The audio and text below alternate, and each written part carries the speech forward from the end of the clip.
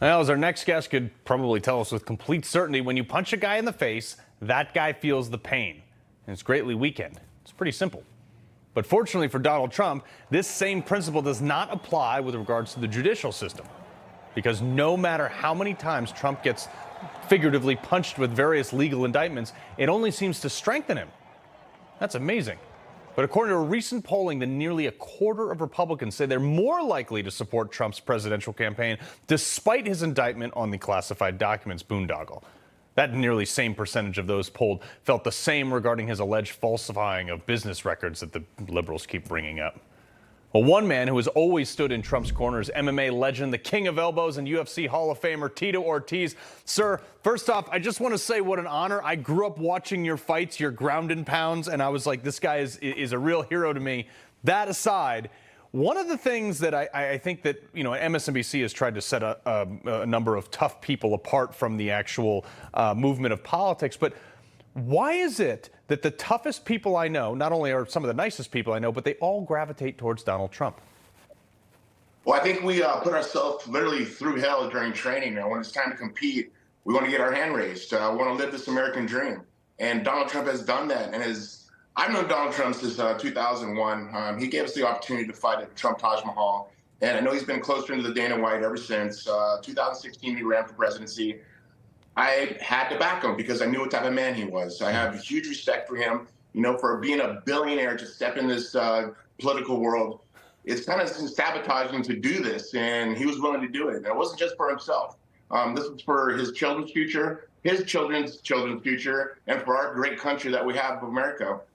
He's fighting for us. And as fighters, we know what it's like. I've traveled the world and fight in a lot of different places around this world, and it's always nice to come back to America. And right now, it is the most scariest time for me, for my family. When I was in Huntington Beach, I moved here to Florida. I'm in Cape Coral, Florida.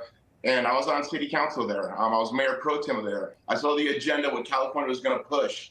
And I couldn't do it. I had to step away. I sold everything. I moved here, and it's kind of crazy to say. It's nice to be back in America here in Florida.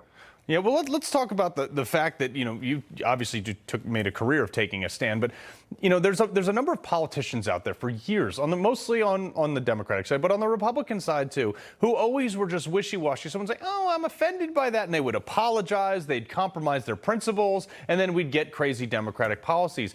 What is it that has driven people to support a fighter like Donald Trump for all the things that he's done? They just he keeps on hitting and hitting and hitting. And are we able to go back to the old Republican Party, or is that the way it is?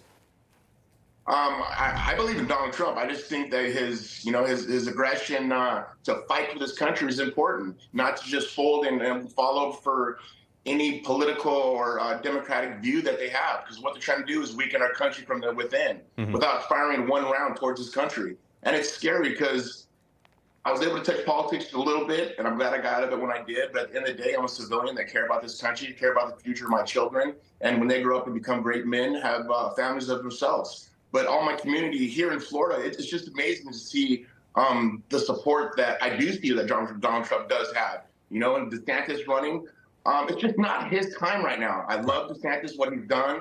I was here right after the hurricane, 2 days after the hurricane, helping out with the community of Cape Coral and Fort Myers. But what DeSantis is doing is just not his time yet, in my mind. He's an amazing governor. We don't want to lose him here in Florida, but his time will come. But right now, Trump needs to continue his hard work and dedication to this country and the future of our republic. It's really important to this country. The freedoms we have, we can't lose them. Because once they're lost, we'll never get them back again. I'm in the same boat. And, I had said early on, look, I hated the fact that Donald Trump went after Ron DeSantis because I served with Ron in the military. We knew each other from back then.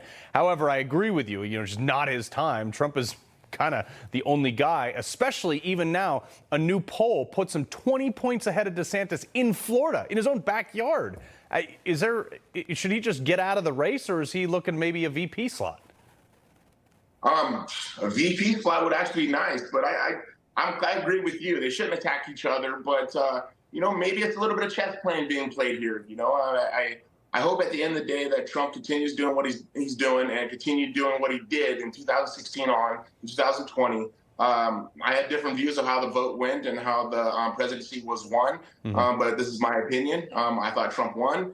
And, people say, it's the integrity's still there. I fall far from that really happening. There's no integrity right now. And for what Congress and so forth is fighting for, to continue having our integrity of the vote, it needs to be done. In 2024, if the Republican Party loses the vote, I don't know where this country's going to go to. And truthfully, communism doesn't work. One country that communism worked, socialism does not work. One country that's ever worked, never. No. And for this country of America, we can't lose it. We are the superpower of this world, and we need to continue to do that. Yeah.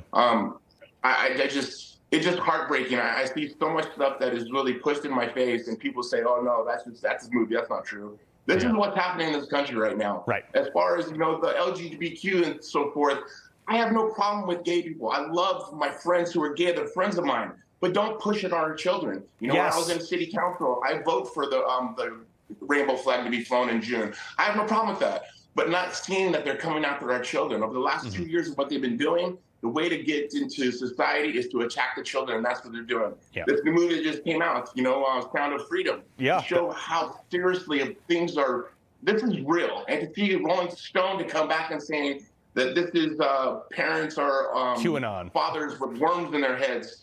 Yeah. The propaganda is ridiculous of what they're trying to do right now. No. People need to wake up before this country's lost, before our freedoms are taken away, before we lose our children to what the indoctrination of the Democratic Party is doing. And not to offend any Democrats out there, because my mother's a Democrat. At the end of the day, this country is important, and we need to focus on it. I have liberal in-laws, so it's all forgiven, Tito. I appreciate you joining us very much today. Thank you.